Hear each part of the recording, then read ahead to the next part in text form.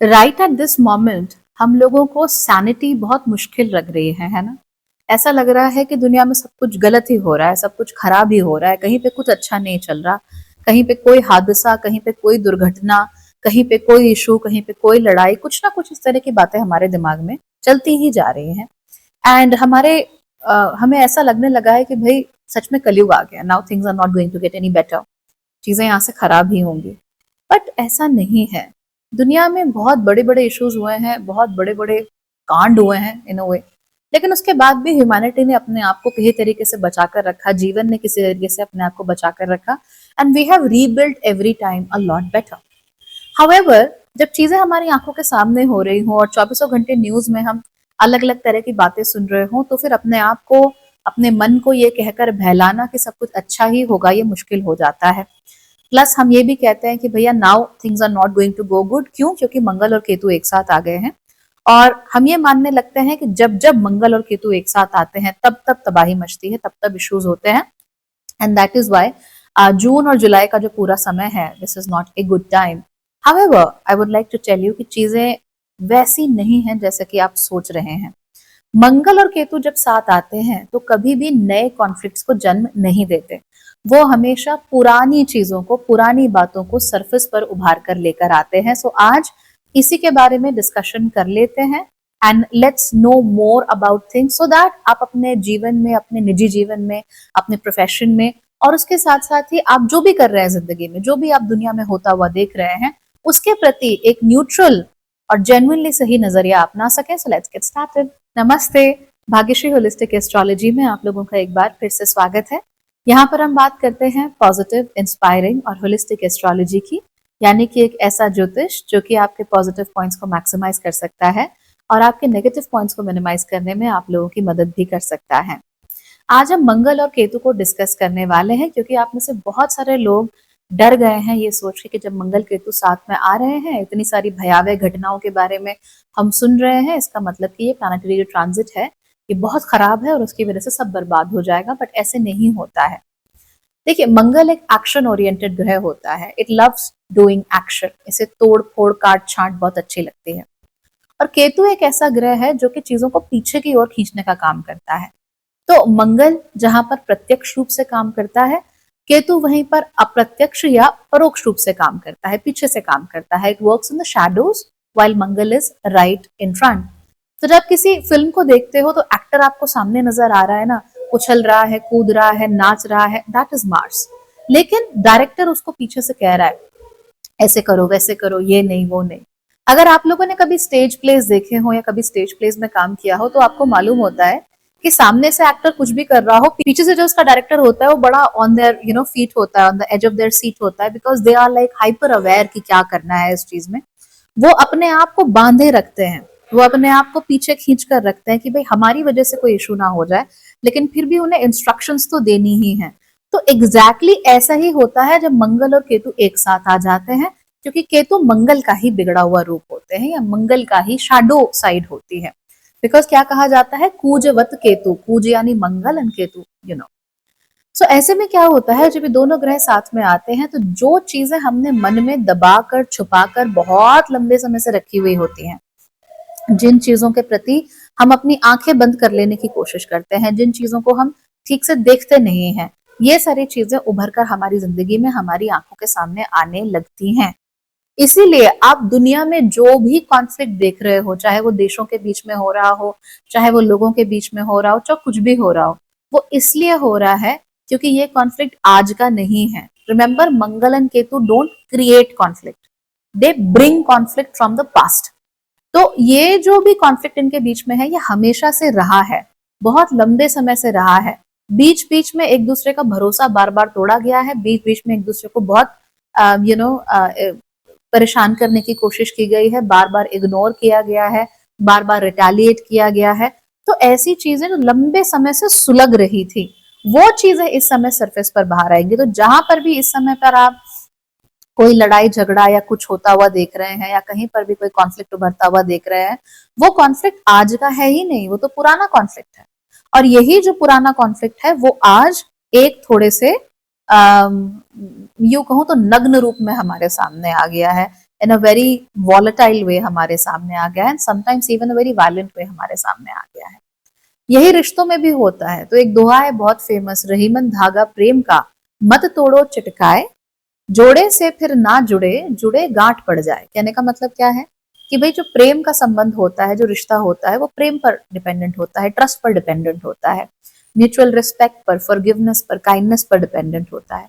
तो ये प्रेम का धागा जब टूटता है तो बार बार कोशिश करने पर भी जुड़ता नहीं, और अगर जुड़ जाता है तो उसमें गांठ रह जाती है, किंक्स आ जाते हैं उसमें थोड़े बहुत, it becomes, it's not the same as before. तो ब्रेकअप करने के बाद अब जब वापस आओगे, it's not the same as before. बीवी एक बार छोड़ के मायके गई है, आप पैर पड़ के वापस तो लाए हो, but it will never be the same as before.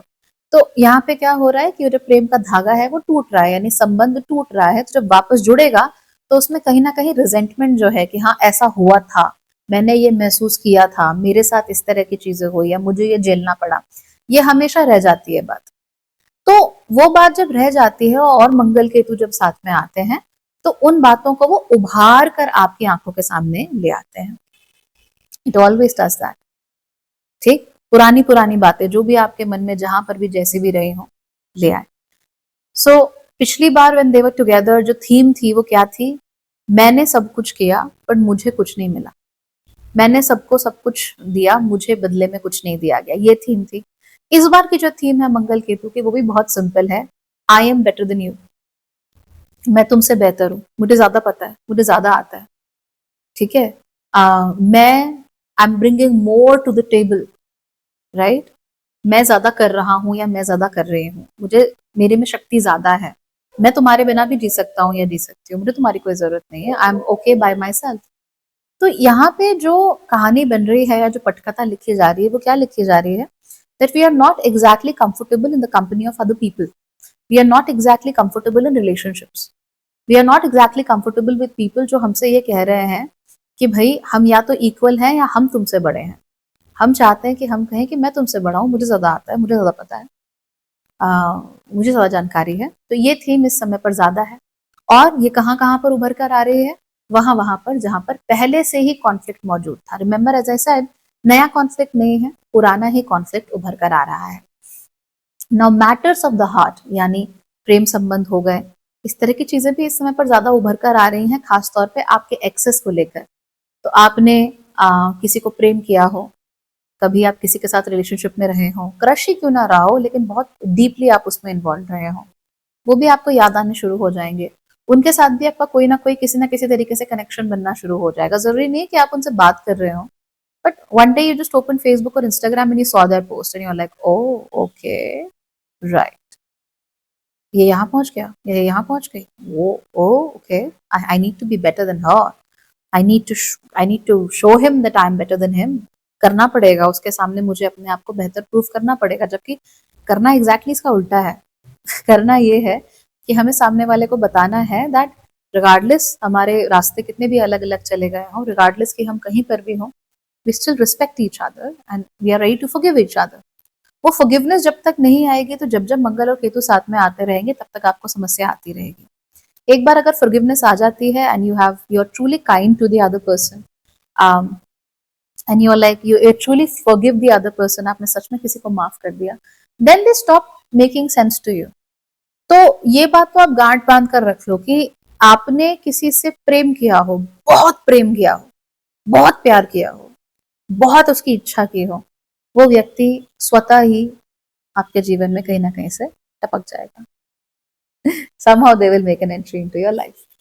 जरूरी नहीं है कि आपको उस प्रेम पर अभी काम करना है, कुछ लोग कर भी सकते हैं डिपेंडिंग कि उनकी प्लानेटरी पोजीशंस कैसी हैं, कुछ लोग नहीं भी करते, बट चूज आपको करना पड़ेगा, काइंड आपको होना पड़ेगा, फॉरगिविंग आपको होना पड़ेगा। यहाँ पर फॉरगिवनेस के बिना, दया के बिना, माफ करने की, क्षमा करने की भावना के बिना कोई चीज सॉल्व नहीं होने वाली। तो जो पहले जो गांठें पड़ी थी, उन गांठों में एक गांठ और जुड़ जाएगी मंगल और केतु के साथ आने की वजह से, and next time it will become even more difficult.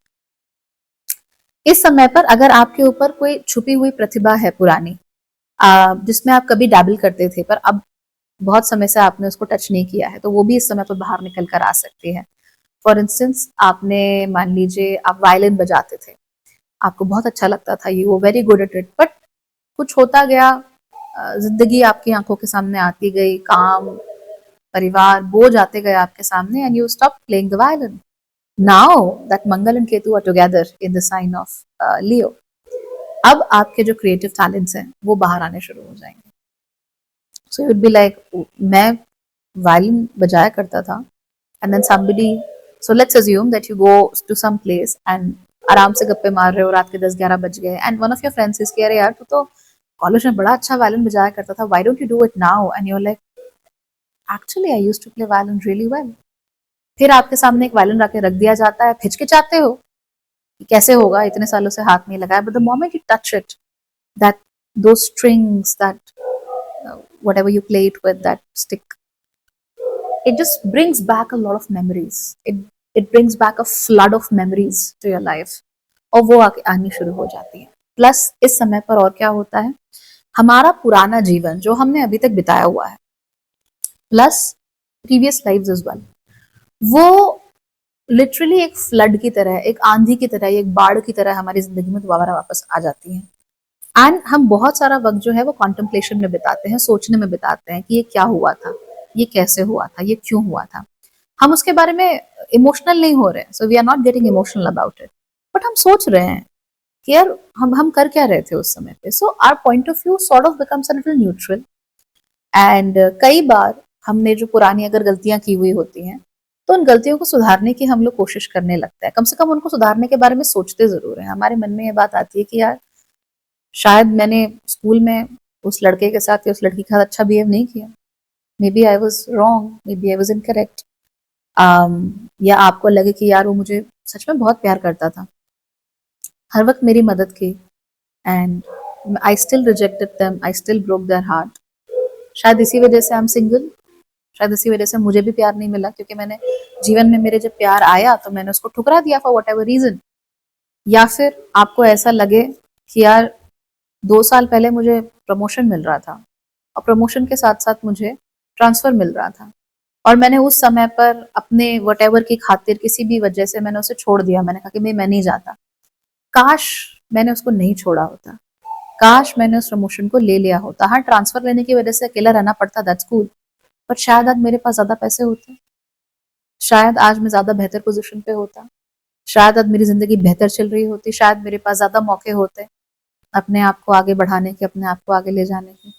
सो ये चीजें हम अब समझेंगे, ये हमारे दिमाग में अब आएंगी, and we will become very aware of them, of the mistakes that we are making. हमने कहाँ कहाँ पर क्या क्या गलतियां की, नंबर 1.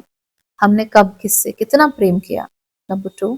हम कहाँ पर किससे कितने बेहतर हैं, number 3. And of course a flood of memories is going to come back to us. And remember, इस समय पर जो भी कॉन्फ्लिक्ट है, चाहे वो निजी कॉन्फ्लिक्ट हो, चाहे वो ग्लोबल कॉन्फ्लिक्ट हो, कुछ भी हो, everything is old, nothing is new. It's the same old cycle being repeated again.